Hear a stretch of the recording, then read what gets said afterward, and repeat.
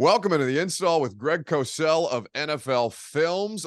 Footballed hard in week 14, Greg. We had 5 division winners all take an L, and one of them to your Tennessee Titans in a big spot. Wow. On Monday Night Football. I've covered a lot of crazy games. Hell, the longest game in NFL history was the last time we were in Miami, Greg, and that may have been weirder than what I witnessed on Monday night, but Monday night's still pretty weird. Well, I got to tell you, Buck, just because I'm an old guy who needs my beauty rest.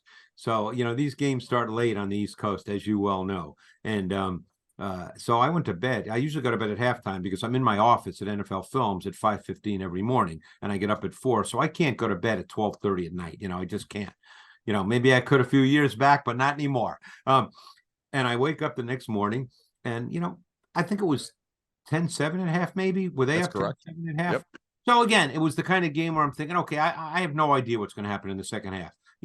Anything could happen. You think maybe Miami's offense, when I went to bed, could get going and we could end up, 35-10, or it could be a close game, but I had no idea. So I actually got a text from a friend of mine who's a college coach who was actually an intern at with the Titans, not this past training camp, but the year before. And it says Tennessee may have found their guy. And that's the first thing I see before I, pull up any website on my phone, anything. And I'm like, Tennessee may have found their guy. I know he's talking about Levis, but now I'm thinking, what the hell happened? You mean the guy that threw the pick six to the defensive tackle? That guy? Yes, that guy down the stretch, coming up big. Greg, I opened the radio show on Tuesday. The simplest way to do that, Greg, is just to do what I did. I didn't go to bed. I wrapped my stuff up at 3 a.m., hopped a flight back to Nashville at 6, and we did the radio show. But you're a few years, just a few years younger than I am, Buck. Just a few. Well, I don't like to remind you of that very often, buddy. But yes, this was, I think a lot of people turned it off in the fourth quarter after the second Miami Dolphins touchdown on offense, because that felt like a nail in the coffin. And then the Titans did.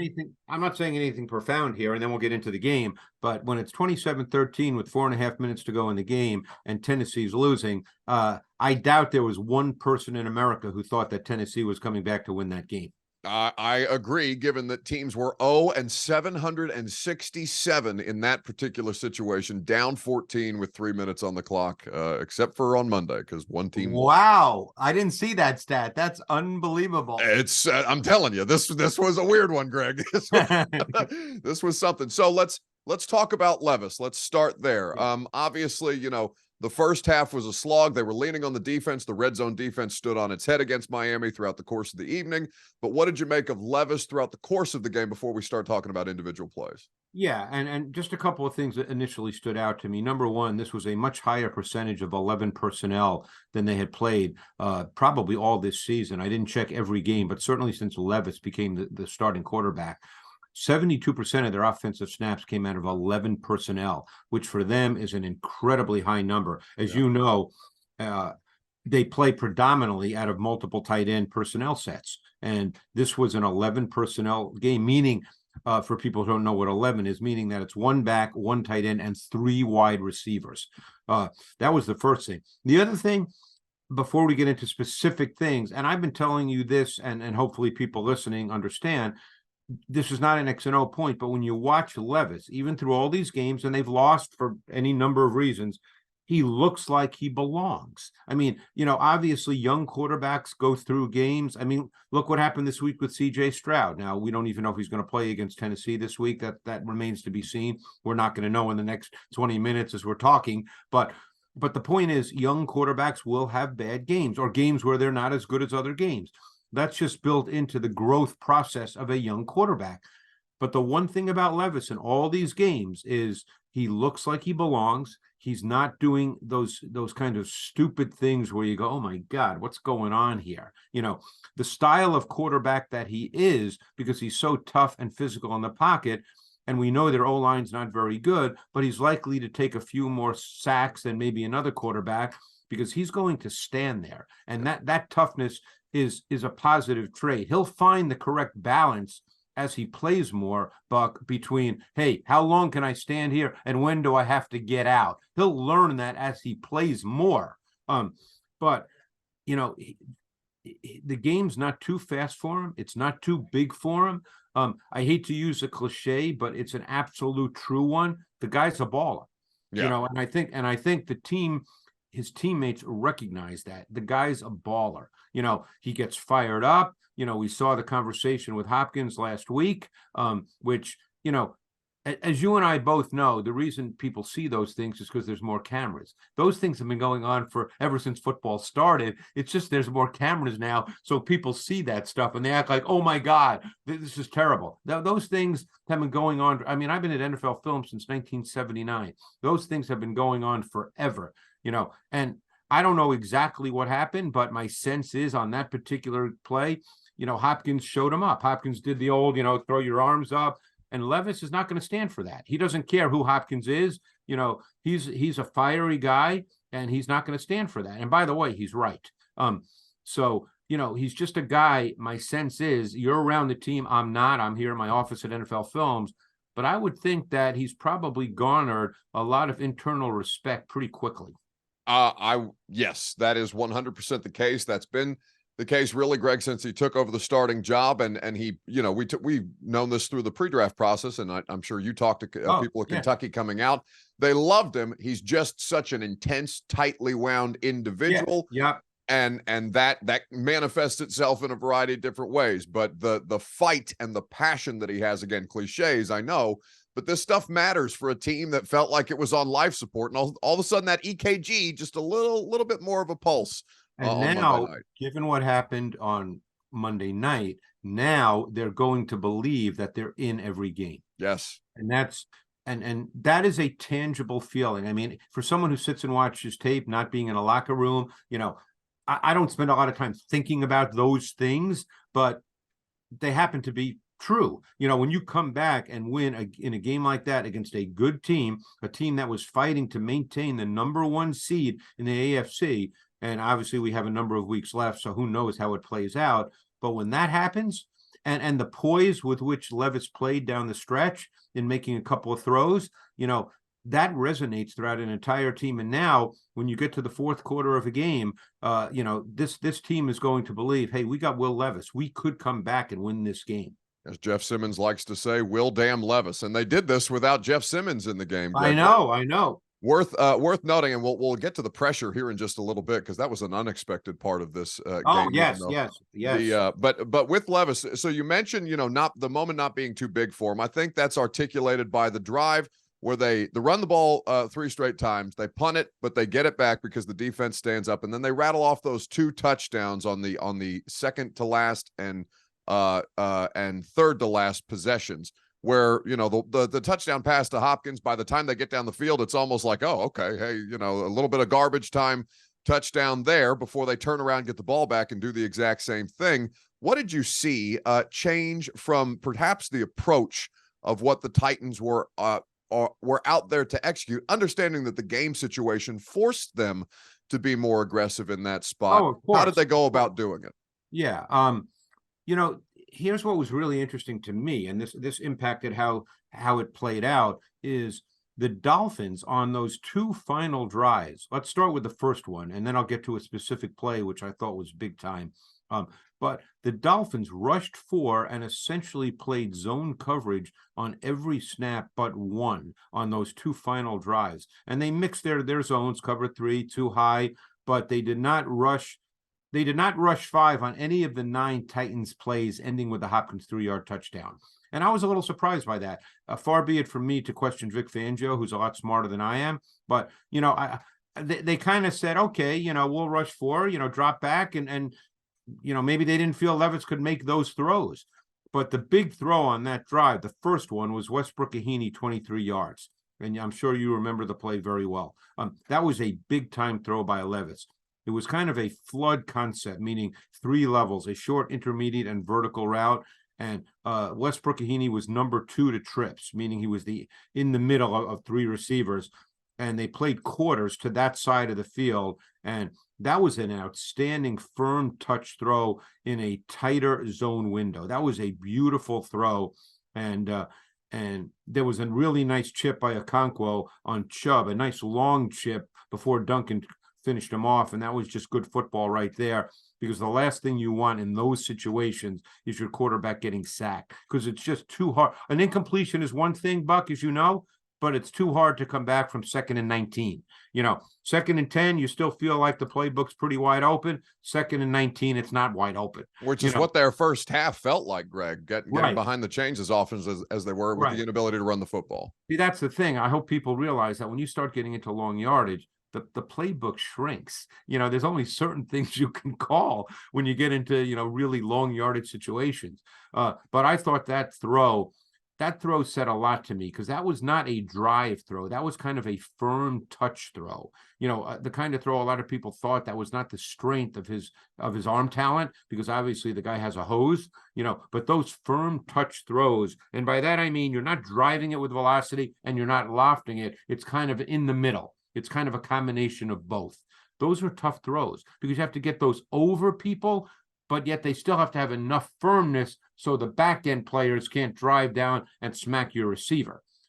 So that to me was the big time throw. And then obviously the touchdown off the off schedule movement was just, a really, really good play. But you're right. When that happened, I think there were maybe 2.5, close to 3 minutes, something like that. Just a little less. And you did have the feel, even watching the tape, like I said, I didn't see the whole game live, but even watching the tape, I said to myself, oh, when are they going to get the ball back? I mean, this feels like the game's like close to being over, so when are they going to get the ball back? And obviously, the defense played a major role in this as well, by the way.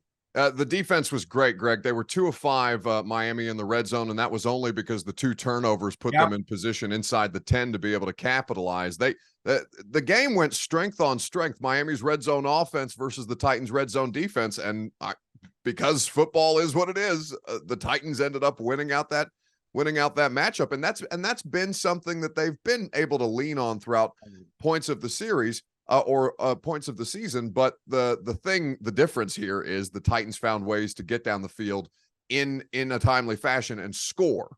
Yeah, well, we have to talk about their defensive approach, because we probably spoke last week about the way to play this offense and the fact that it was more about coverage than pressure. Now, they ended up with pressure, but their game plan approach, this to me was one of Bowen's finest hours, okay? What they did is a lot of disguise, a lot of late rotation. You're trying to create a moment of doubt in Tagovailoa, slow down his precise timing on his first window throws. They did that quite a bit. Now, we can sit here and say Tyreek Hill missed a chunk of the game. You know what? That's football. He missed a chunk of the game. They also didn't play with Jeff Simmons. So, I mean, you can get into that conversation all day long. But their basic approach was to defend the Dolphins' passing game first. They played out of nickel on almost every snap, except for maybe 9 or 10, and those were specific situation snaps. So they pretty much said that, McCreary, depending on the offensive formation, McCreary, the slot corner, he'll be in the box. And you know what? If you want to run the ball, that's okay. And there were a couple of times he got eaten alive just because, he's a small guy. But they pretty much said, you know what? We're going to stop the pass. We're gonna do disguise. We're gonna rotate. That's what we're gonna do, and we're gonna rush with 4. It was high percentage 4-man D-line pass rush with zone coverage concepts behind it. They only rushed 5 on 5 of Tagovailoa's 41 dropbacks. So they took what I view, based on speaking with other coaches as well, what is the absolute right approach to play the Dolphins offense, and it worked out perfectly. And there, without going into the weeds and talking about specific plays, because people can't see them, right, there were plays that were really good examples of how they took away those quick timing throws between the numbers that Tua likes to throw, and then were able to get pressure with their down 4. That's the way you have to play them. They did a great job. I thought Bowen, like I said, it was his finest hour. And to the credit of the players, they were able to execute. And they got the pressure without Jeffrey Simmons. Well, they got the pressure without Jeff and the coverage. Listen, Tyreek Hill got his numbers when he was in the game, and even when he came back late in the 4th, was out there making some plays, just enough to threaten you. The dude is truly special, as we all know. But they did this also without Christian Fulton, Greg. He was placed on injured reserve today. His season, and likely his time as a Titan, based on how this season has gone, is probably at an end. But we talked about how they weren't probably going to be able to win with that pressure under normal circumstances anyway. and executed that game plan to a T. It was incredible to watch. Now, we know that the Dolphins were down by the end of the game, 3 starting offensive linemen in Teron Armstead, the left tackle, and Connor Williams, the center who left this game. And then they had the botched quarterback center exchange on the goal line there, the first turnover of the game by the Titans defense. You know But what? just finding ways to make Tua uncomfortable consistently and disrupt that passing game. You know what? That's football. I mean, that's the way it goes. Look, their fourth quarter pass rush from their D line was a huge factor in this game. They featured multiple stunt concepts. They were effective. Obviously, later, fourth quarter, they started at times bracketing and doubling both Hill and Waddle, depending on the situation. I mean, it was just really, really well done. And they got Tua off his game. And it started early because he missed some throws in the second half, not turning it loose when we've seen him make those throws. They got him to be hesitant and indecisive. And he just, we can sit here and say, oh, gee, he didn't play well. Well, you know what? There's a reason that happens. This, oftentimes it doesn't just happen. But no, I thought the defense from a philosophical, conceptual standpoint was the right way to play, and the players really executed it well. Yeah, it was good to see that kind of fight and execution from them, given Greg, that there's a lot of young players on this team that are learning how to win football games and learning under this coaching staff. We don't know, as you mentioned, whether CJ Stroud will play them this weekend when the Texans come to town. Unfortunate. I'll see him at some point. This is the first time that they'll have played the Texans this season, but he is currently in concussion protocol, and obviously by the end of the podcast, we won't know whether he's out or not. So let's, even though they may not see him, Greg, I would like to talk about him because they have exceeded any expectation, I think, this year. And they've done it not just because the quarterback is kind of special, but because they had some stuff on the offensive line coming in that has allowed him to excel. Yeah. Now, we know Tank Dell is done for the year. Dalton Schultz, I believe, experienced left this past game against the Jets with an injury. And Nico Collins is also questionable at this time. Yeah. So I'm not sure what version of the Texans offense we're going to see, but what have you seen from them on the year? Yeah, I just want to make one quick point, then I'll talk about that. I think that Duncan and Radens played very well in this game relative to how they'd been playing. Sure. They were chip help at times, but this was not a game where the O-line totally disrupted their offense that they couldn't function. So anyway, getting back to Stroud. Stroud has played for the most part at a really, really high level.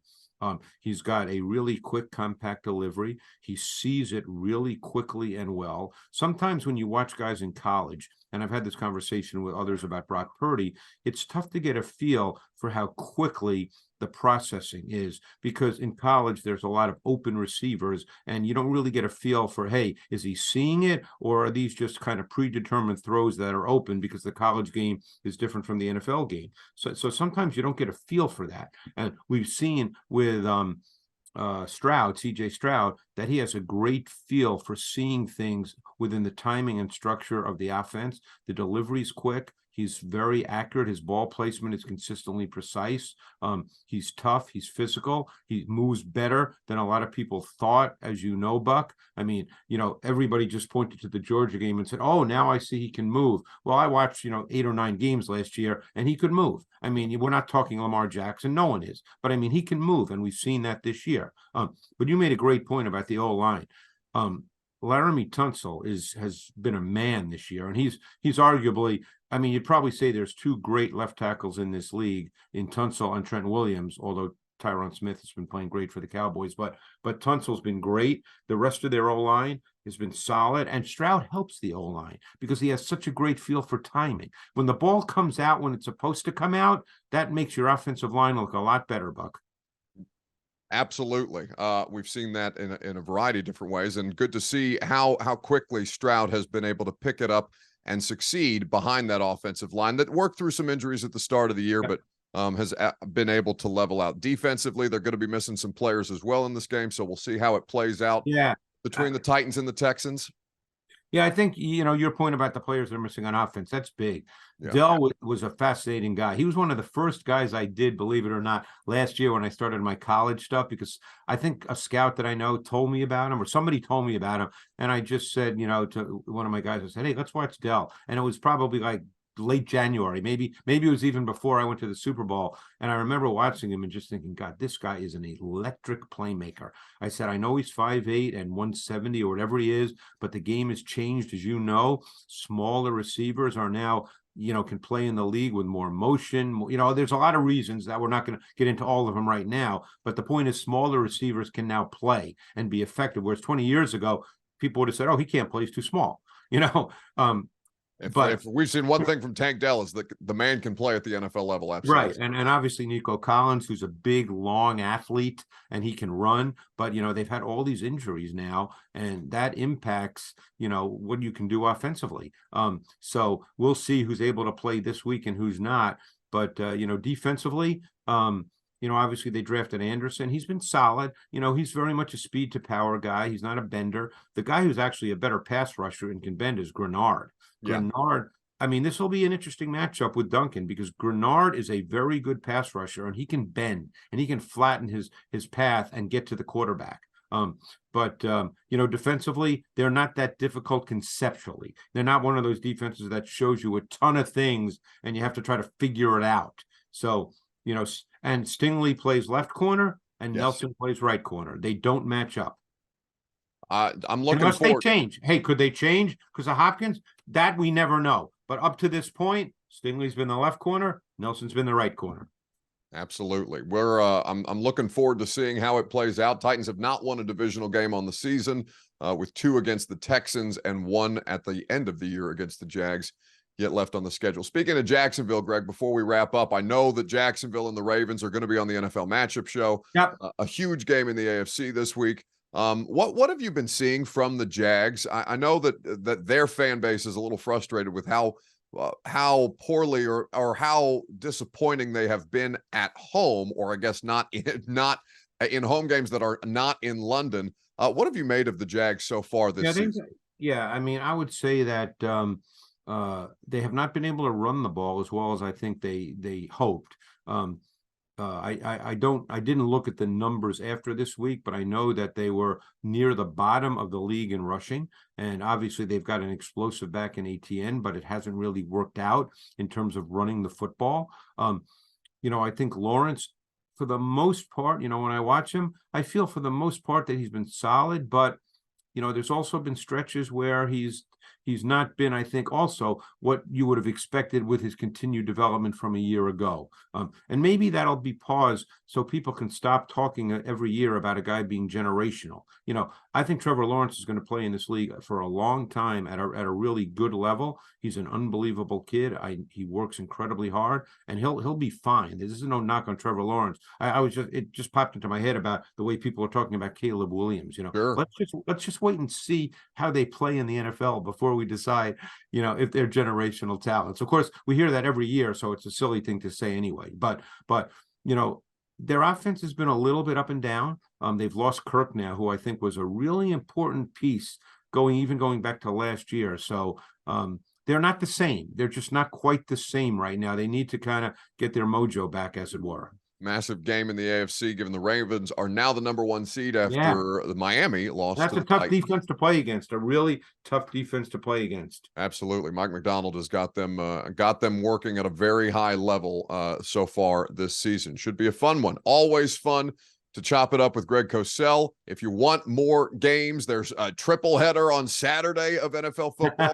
I'm sure that there's just a lot of football, lot going on down the stretch as we get into week 15. I know the NFL matchup crew will have great breakdowns as they do each and every week. Check it out on ESPN early in the morning on Saturdays and Sundays, ESPN Plus on demand. And you can always set your DVRs the way that I do to watch it as I please. Greg, appreciate your time as always. And I don't know what we're going to be talking about when we meet next Wednesday. Ooh. I certainly didn't think we'd be talking about it. No, we certainly didn't. But they were probably rocking down on Lower Broadway in the hockey tonks, I'm sure, on late Monday evening, probably all through Tuesday and maybe even today, Wednesday. Yeah, based on you know this city as well Yeah. as anybody from the outside knows this Right, city. right, And right. you know that there was a couple of people on Tuesday morning showing up a little banged up to work. Right, right. I'm sure there were. I'm sure there were. The No hair of the doubt. dog, you know?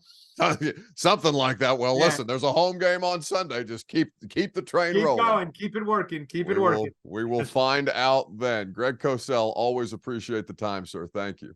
Thanks, Buck.